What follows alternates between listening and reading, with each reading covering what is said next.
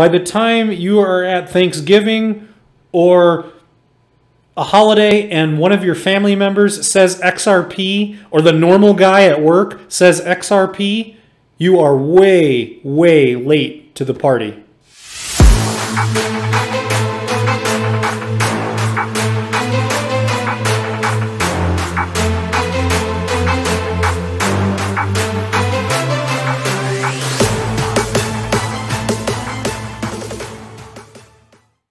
What is up, guys? Norris Digital Assets here with another video. This video today is going to be on XRP. Please like and subscribe. Thank you for subscribing if you have already. Thank you for the likes. Thank you for the comments. I'm going to try to grow this channel.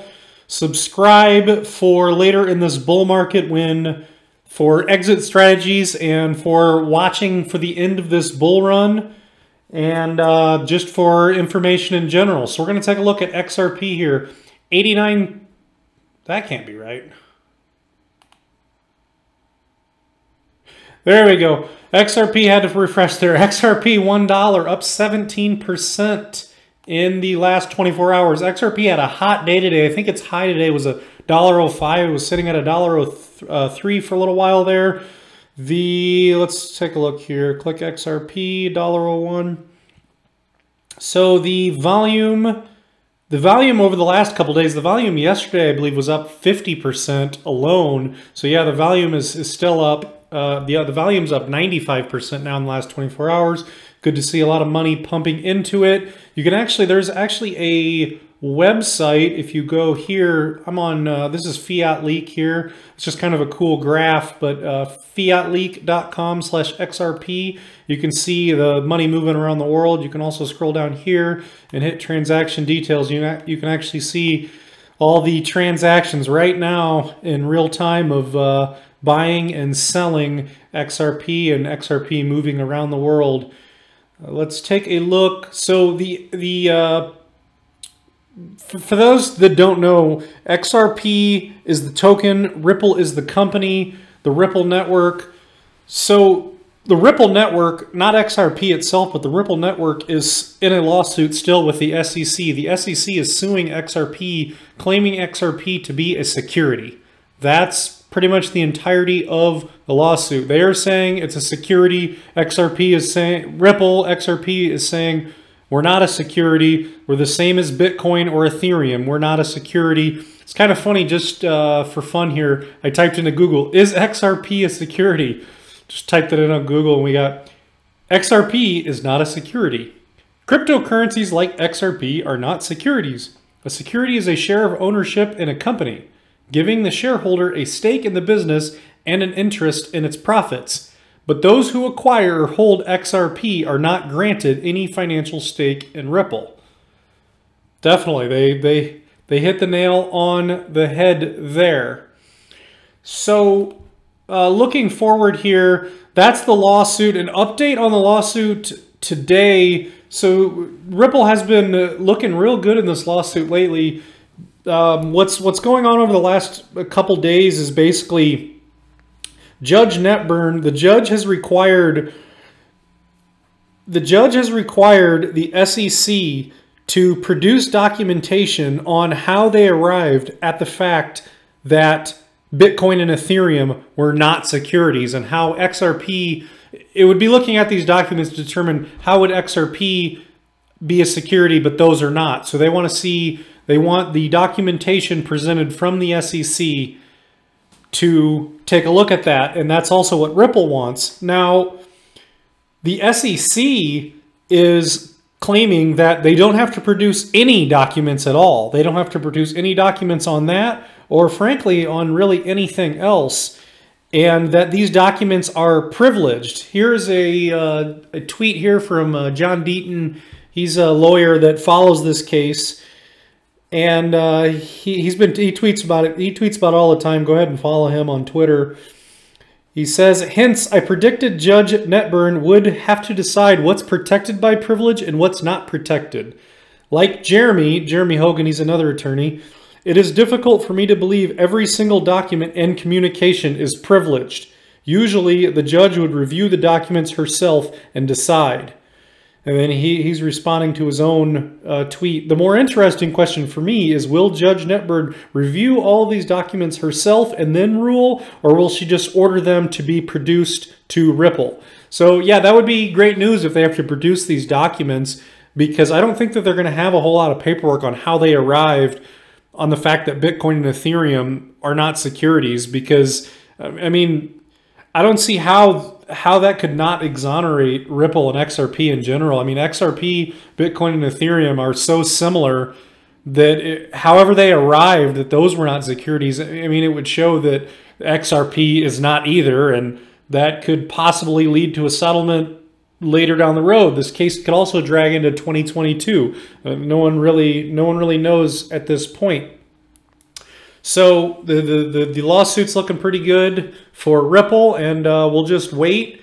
I was buying the dips. I continued to accumulate when Ripple was down this summer, when XRP was down this summer, and we'll take a look at some overview information on Ripple here. So for anyone who thinks that there are a lot of haters on XRP for sure, especially Bitcoin maximalists, Ethereum maximalists, but there's definitely some hate on XRP, that it's a scam or it's never going to go up, etc., etc. But really, when you research XRP thoroughly and just Ripple in general, it's a very impressive company, and the rabbit hole goes super deep. But for anyone who thinks that XRP is just created by, you know, some people in their basement or something, no, not at all. So I'm on the Ripple.com website here. This is the list of the who's on the board of directors. We have Chris Larson, executive chairman. He was the CEO of Prosper, a peer-to-peer lending marketplace, and eLoan, a publicly traded online lender. Susan Athey, she's a professor for economics at Stanford. She received her bachelor's from Duke and her PhD from Stanford. She holds an honorary doctorate from Duke. She has taught economics at MIT, Stanford, and Harvard. You can read more on her as we come down the list. Brad Garlinghouse, CEO of Ripple, member of board of directors. Prior to this, he did service at Hightail. Previously, he was president of consumer applications at AOL from 2009 to 2012 and held various positions at Yahoo, including senior vice president. As we go down, I'm going to butcher her name. Anja Manuel, not sure. Former diplomat, author, and advisor on emerging markets. She was the co-founder and principal, along with former Secretary of State Condoleezza Rice, former National Security Advisor Stephen Hadley, and former Secretary of Defense Robert Gates, and Rice, Hadley, Gates, and Manuel LLC, a strategic consulting firm that helps U.S. companies navigate international markets. She is a graduate of Harvard Law School and Stanford University. She now lectures at Stanford University. As we go down, we have Adam Trademan, CEO, founder of BRD, bringing blockchain-enabled financial services to the mobile generation. You can read more about him. Craig Phillips, 35 years, private and public sector leadership to Ripple, having held senior roles at BlackRock, which is one of the biggest investment firms in the world, Morgan Stanley.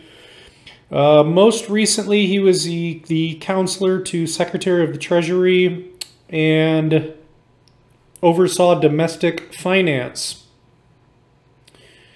Craig holds a degree in economics from Vanderbilt.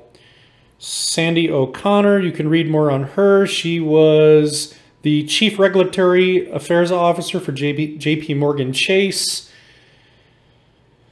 And last but not least, Rosie Rios, 30 years of unparalleled experience, served as the 43rd Treasurer of the United States and the CEO of the Bureau of Engraving and Printing in the U.S. Mint, including Fort Knox. You can read more about her. She received the Hamilton Award, the highest honor bestowed in the U.S. Department of the Treasury.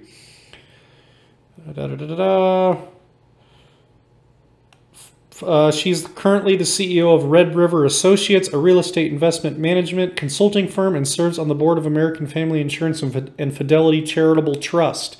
So she's just joined the Ripple team recently, but that's big. She was the treasurer under Obama for many years, and if you have a dollar bill in your pocket or really any cash, take a look and see if you can see her signature on the front of your dollar bill, because most likely the dollars in your wallet right now are signed with her name on the front. So that's the team, part of the team for Ripple, the board of directors. You also have the leadership team, and I'm not going to go through all of that, but you can do some research on Ripple in general. I love their website. You can go resources here, go to XRP, and you can read all about XRP. Love this page. XRP, the best digital asset for global payments. This is a cross-border payment system. It is a decentralized blockchain. No government is in control of it.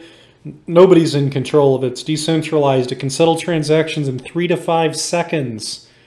It can be sent without a central intermediary. You don't need MoneyGram to send money to Japan and pay a bunch of fees and hundreds or thousands of dollars in fees to send money somewhere. No, XRP is instant right here, right now. Instant, and it's almost free. It's insanely cheap to send money. How is XRP used? You can read all about XRP on this website. And then when you compare XRP to Bitcoin, Litecoin, and Ethereum, look at the transaction settlement time, where the settlement is done and over with. You send the money, they have the money, it's over. There's nothing else to close in the background. It's done, it's closed. XRP, 4 seconds. Bitcoin, 3,600 seconds. Ethereum, 120 seconds. XRP, 4 seconds. Fast.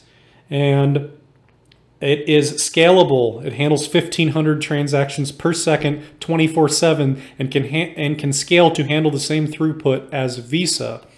There's a comparison there, transaction per second with Bitcoin and Ethereum. Bitcoin and Ethereum, the two biggest cryptocurrencies there are. But XRP should be next, could be next, we'll see.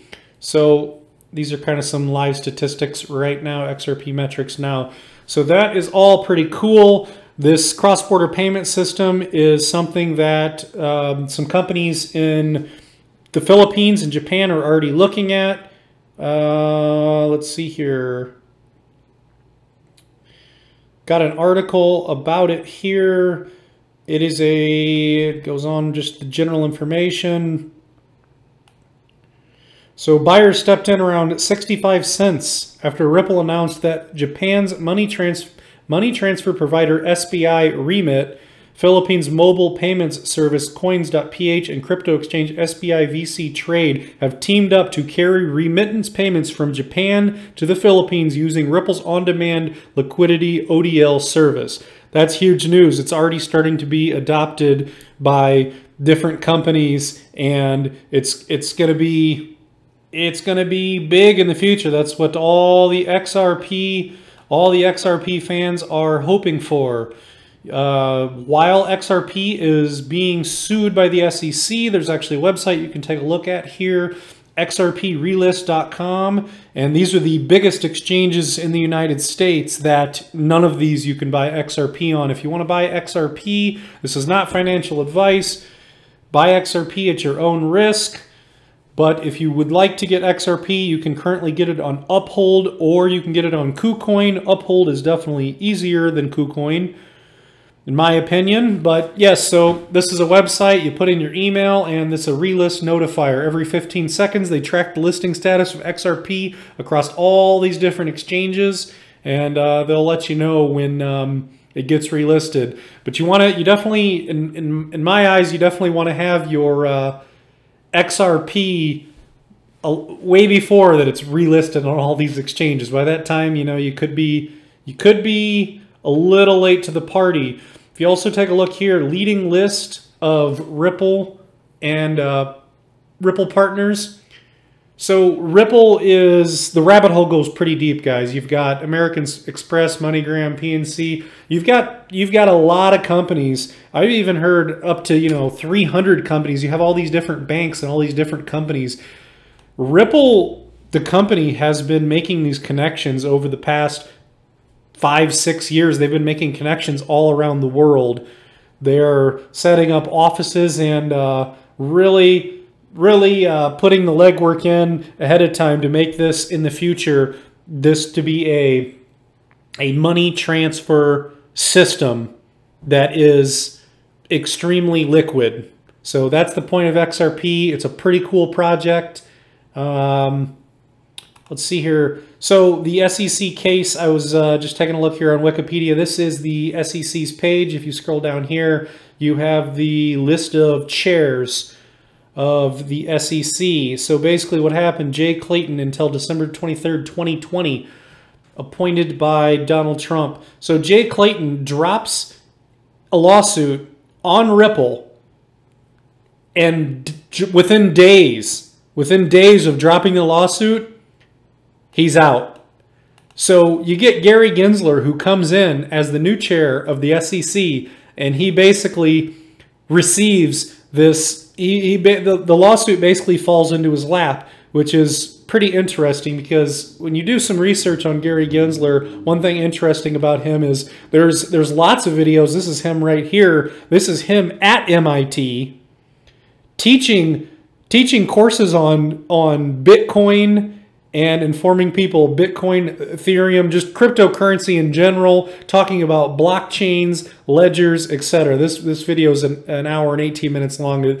It's just rather interesting that a guy that was teaching about crypto on MIT is now the head of the SEC, which is the head of a lawsuit that is suing Ripple and ultimately affecting XRP.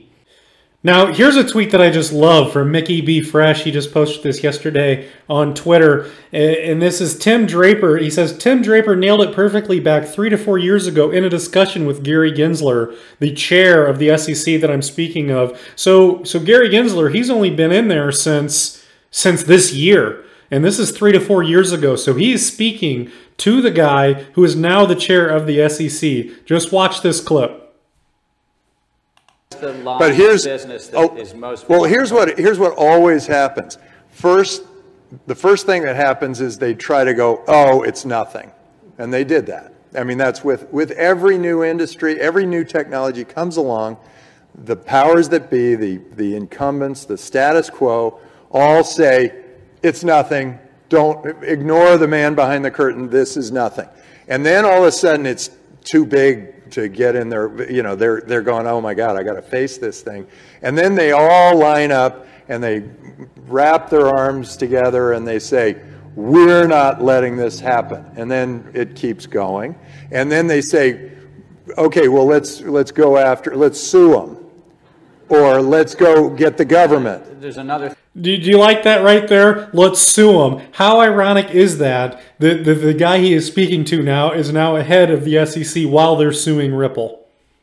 Or they adopt the technology. I think. No, that's at the end. They will adopt. And then they adopt the technology. So he chimes in and says, yeah, they'll adopt the technology. They'll adopt the cryptocurrency. No, this is the last thing they do. No, yeah, it's like it's after the press planting. They plant the press stories. They put out lawsuits. They create as much of a fuss as possible. They try to get their government friends involved, and then they go, "Oh God, this thing's happening." And then they go, "Okay, what are we going to do? How do we get it?" So then they. That sounds about right for our government. I love that clip. Real nice clip. So last thing, guys, we're just going to take a look at this chart here. As far as price predictions long term, the fact that XRP a number of years ago now at $3.60, $3 and in that range, $3.50, $3.60 in that range, the fact that it has shot up so high like that in the past, and the fact that we've had dips all the way down in the 17-cent range, we've dipped down to there. We've been all over the place, but basically using the fib retracement tool on this is where we arrive. And this is all time. This is all time here. And basically, when you stretch this out, what you get is on the 1618, you're getting the long road target. Not the near term, but the long road target of $27. Now, that's not going to happen overnight, but these work in waveforms. The first major big step would be clearing this last all-time high. The last all-time high in that 350 range, clearing that, and that's when you'll start to see XRP just climb and climb and climb. Now, some of the reasons why this could happen even easier is everything I've mentioned in this video. You have FOMO, you have fear of missing out, you have the Ripple XRP either settling the lawsuit with SEC, either a settlement or Ripple winning the lawsuit, and then you have XRP being relisted on all those major exchanges that I've shown. And so when this XRP starts to fly, not only does it have all the utility, all the uses, all the different uses I've laid out in this video, and you can do plenty of research and find all the different uses of the Ripple network. But when you get Bitcoin and the bull run moving, everything follows Bitcoin. But when Bitcoin is making gains, is pushing through some of these resistance levels, you have the end of the lawsuit, and you have XRP being relisted on those major exchanges. This is something, yes, XRP has its risks, but this is something that you'd want to get in. You definitely want to get in early. A lot of my bag accumulation lately has been in the 55-cent range, 52-cent range. We're now sitting at that little over $1. Not sure where it's going to go next, but the bull market is definitely starting to heat up. And this is definitely a long-term price prediction. But if we have a number of those things happen over the next few months, I could definitely see this happening sooner than later. As XRP starts to heat up, people start to accept it, that it's a force to be reckoned with, and it starts to move up those charts. It really gets moving. But yeah, guys, this stuff doesn't happen overnight. These charts go in waveforms. They up and down, consolidate, capitulate, up and down, and really just what you want to do with something like this, if you're going to be doing a medium length hold, a macro swing trade, you want to shut your emotions off and don't react to the swings. Shut your emotions off. Follow the charts. Don't be affected so much by those downswings. And guys, this is a project to get into early. It's still early on XRP. A lot of people have never heard of it. By the time you are at Thanksgiving or a holiday and one of your family members says XRP, or the normal guy at work says XRP, you are way, way late to the party. So that's it for this video today, guys. I think I covered a lot of information. It's a pretty long video. If you made it all the way through this video, congratulations. And that's going to be it for this time. Like, subscribe, comment. I'm going to keep trying to build this channel. I'm going to keep putting out content. That's XRP, sort of an overview, kind of in a nutshell. And that's it for this video. See ya next time.